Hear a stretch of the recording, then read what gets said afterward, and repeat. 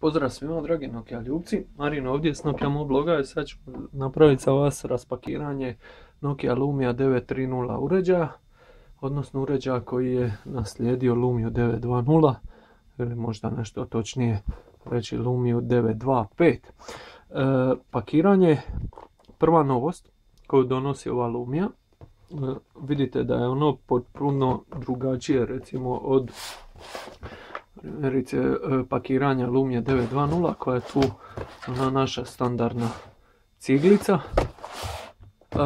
dok je recimo Nokia XL dobila nekako malo drugačije pakiranje, ali opet u obliku cigle, iako je ovaj pokrov sad već sličan, vidite naravno sličnosti. I sad je tu Lumia 930 u ovom vrlo tankom i elegantnom pakiranju koje ne izgleda loše. Tu vam odmah piše o kojem se uređaju radi, imate ovu tanku jednu točkicu unutra.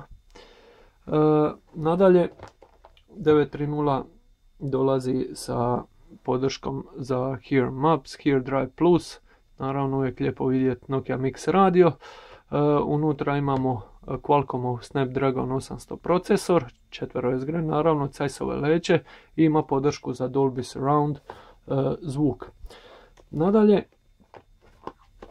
pakiranje nam još otkriva znači same boje uređaja i vidite da s njim dolazi samo uređaj, punjač, USB kabel i uputstvo. Novost je što više nema slušalica, recimo to nije bio primjer kod Nokia XL koja i dalje ima slušalice u pakiranju.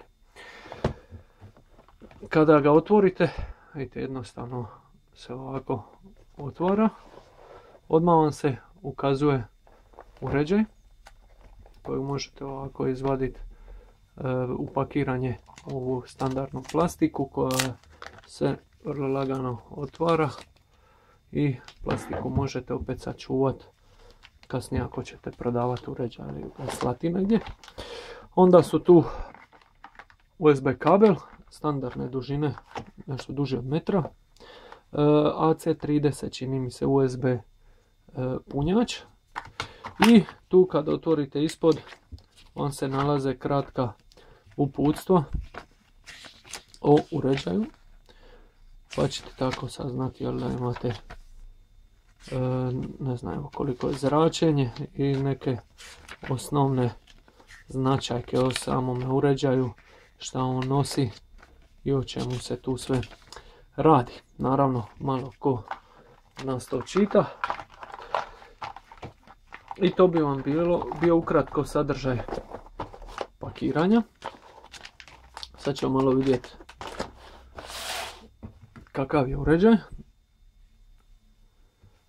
Vrlo lijepo napravljen. Rekli smo da dolazi u bijeloj, crnoj, kričavo narančastoj i kričavo zelenoj pozadini.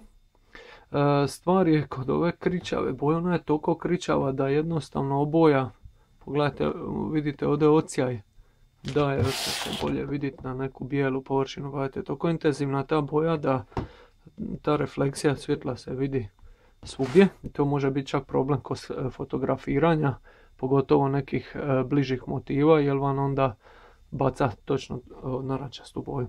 Dakle, vrlo lijepo dizajniran sprijeda, kad ga gledate dijelo je dosta profinjeno.